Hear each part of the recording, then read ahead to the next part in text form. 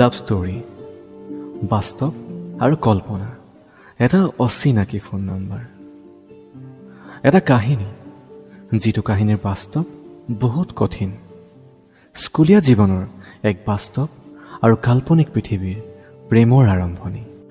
চিঠি দিয়া সময়ৰ এই কাহিনী, কিন্তু তাৰেই মাজত ঘৰত আছিল এটা নকিয়া 2600 মোবাইল ফোন।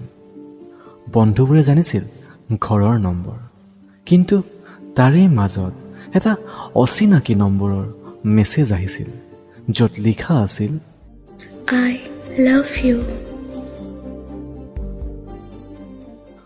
নাছিল ট্ৰু কলাৰ, নাছিল ইণ্টাৰনেট।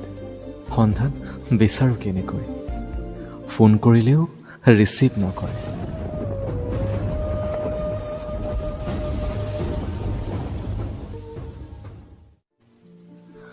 বহুদিনৰ মূৰত ফোনটো ধৰিলে কোনোবা অচিনাকি এজন ব্যক্তিয়ে, কিন্তু মোৰ কোনোবা এজনী বান্ধৱীৰ চিনাকি।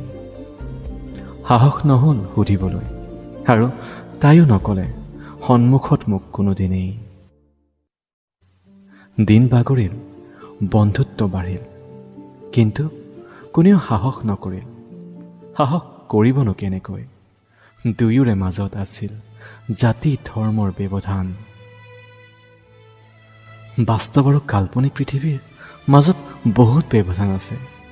দুয়ো বাস্তৱত নহ'লেও কাল্পনিক পৃথিৱীত আজি এক হৈ আছে, কাৰণ দুয়োজনেই বাস্তৱ পৃথিৱীত অকলশৰে আছে।